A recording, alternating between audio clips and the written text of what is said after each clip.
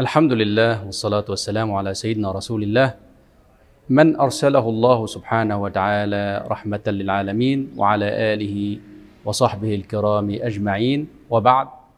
أيها الأحبة الكرام، موعدنا مع حديث من أحاديث رسول الله صلى الله عليه وسلم التي تيسر على الناس حركة حياتهم وتضمن أن يسير التعامل فيما بينهم بسهولة ويسر.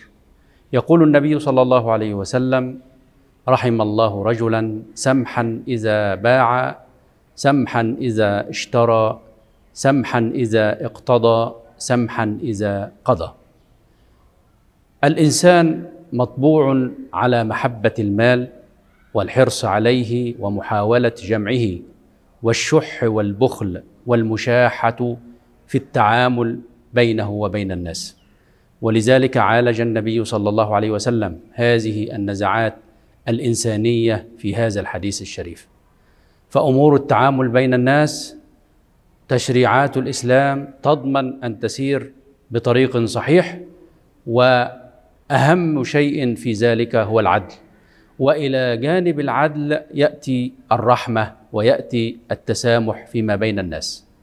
وهذه الأمور تسير بين الناس يوميا في كثير من الأحيان، فمن منا في يومه لا يكون بائعا أو مشتريا أو مطالبا بحقه أو موفيا بحقوق الناس عليه. إذن هذه الأمور لو كانت صعبة أصبحت الحياة كلها صعبة، ولو كانت سهلة أصبحت الحياة كلها سهلة. ولذلك يقول سعيد بن المسيب رضي الله عنه في نصيحة أحد تلاميذه، يقول لهم: إذا أقمت بأرض ووجدت أهلها يوفون المكيال والميزان فأطل البقاء فيها، وإذا أقمت بأرض ووجدت أهلها يخسرون المكيال والميزان فاخرج منها.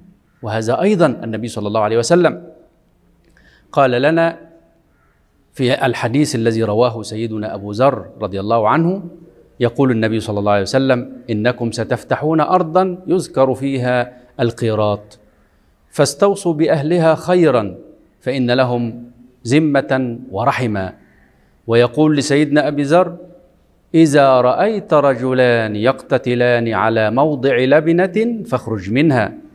ففي ذات يوم مر أبو ذر رضي الله عنه في مصر، وكان وجد أن ابنين لشرحبيل بن حسنة يتنازعان على موضع لبنة، فخرج أبو ذر منها.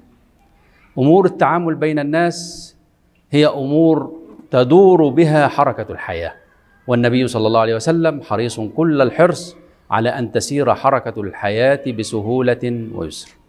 فرسول الله صلى الله عليه وسلم يدعو دعاء إن شاء الله مستجاب من الله سبحانه وتعالى بالرحمة لمن كان في أمر بيعه متسامحا سهلا، ولمن كان في أمر شرائه كذلك، ولمن كان في أمر استيفائه لحقه كذلك، ولمن كان في أمر الوفاء بالديون التي عليه كذلك. فرحم الله رجلا سمحا إذا باع وإذا اشترى وإذا قضى وإذا اقتضى. والنبي صلى الله عليه وسلم يضرب لنا المثل في السماحة في الوفاء بالدين. فجاءه رجل يطلب من رسول الله صلى الله عليه وسلم استيفاء دينه، وكان الدين عبارة عن بعير صغير. فالنبي صلى الله عليه وسلم قال للصحابة: اعطوه. فقالوا: يا رسول الله، ما نجد إلا سنا فوق سنه، يعني بعير أكبر من الذي أخذته منه.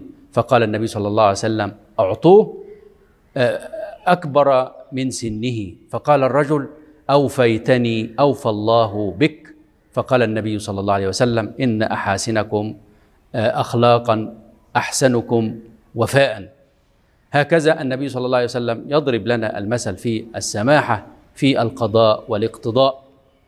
النبي صلى الله عليه وسلم ذات يوم سمع عند بابه رجلان يتنازعان في الدين، أحدهما يستنظر صاحبه ويريد له منه أن يضع من دينه، والآخر يحلف ألا يضع.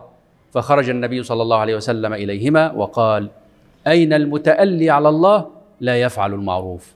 فلما سمع ذلك الصحابي من رسول الله صلى الله عليه وسلم تأثر بهذه الكلمة كثيرا، وقال: يا رسول الله، له أحب ذلك. فقال الرجل له، النبي صلى الله عليه وسلم قال له ما أحب من ذلك، يعني إن أراد أن أنظره سأنظره، وإن أراد أن أضع له من الدين سأضع له من الدين. فقال النبي صلى الله عليه وسلم: ضع شطر دينك. فقال: أفعل يا رسول الله. وقال للثاني: قم فاقضه. فقال: أفعل يا رسول الله.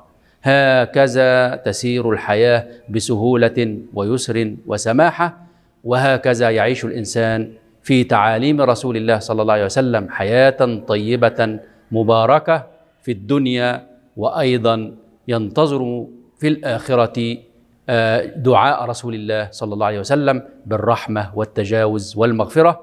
نسأل الله القبول، والسلام عليكم ورحمة الله وبركاته.